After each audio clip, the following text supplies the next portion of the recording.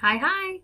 Now I'd like to talk with you guys about what happens when the sarcomere actually contracts. So in the previous video we drew what a relaxed sarcomere looks like, and right now we want to draw what happens when we actually contract the sarcomere.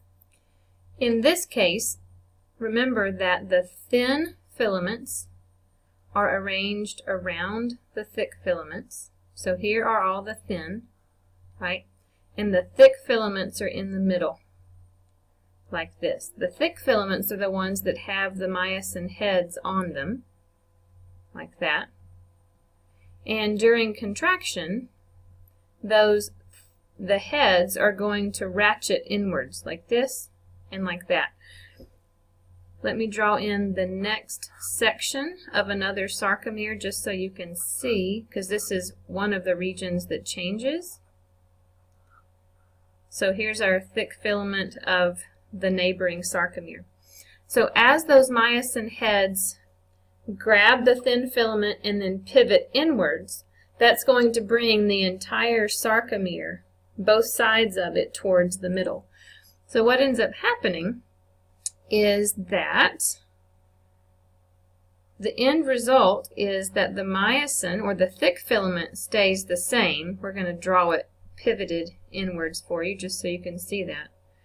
But the actual thin filaments end up being pulled in so much that they overlap one another, like this.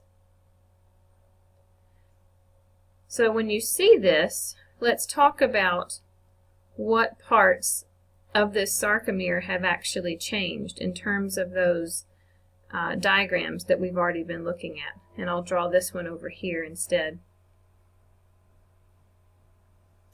So here we go.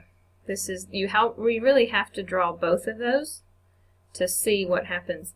So if you compare this contracted sarcomere to this relaxed sarcomere, let's look at it. Let me change my ink color really quick so that I don't get things mixed up. Whoops, maybe. Hang on, I have to start it up here. Sorry about that. Let's see. We'll go to blue. Okay, so remember on the relaxed sarcomere you had your A band, which was everything from the edge of one thick filament to the edge of the other side of that one. Within the middle you have your H zone, remember, which is the place between the thin filaments. And then to the right you have your I band, which is between the two neighboring thick filaments. So all your striations in muscle, when you're looking at it, like in this picture here, you have A band, I band. And then back in the thick you have your A band and your I band.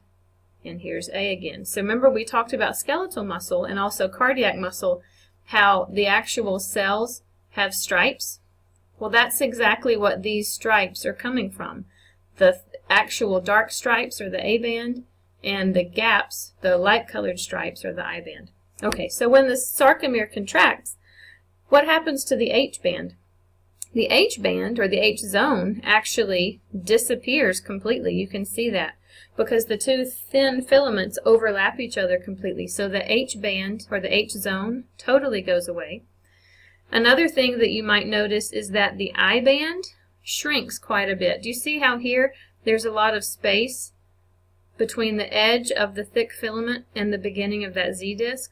Well, during a contracted sarcomere, during contraction, that I band shrinks considerably. So the I band shrinks, the H zone disappears completely. A question for you is, does the A band actually change length? And the answer is no. The thick filament, the A band, where those myosin proteins are, they actually stay the same. Remember, it's the thin filaments that slide over the top of the thick filaments. That's why it's called the sliding filament theory. So the A band and the thick filament actually stays exactly the same. It stays unchanged. The only thing that happens is that those heads pivot inwards and pull the thin filament towards the middle.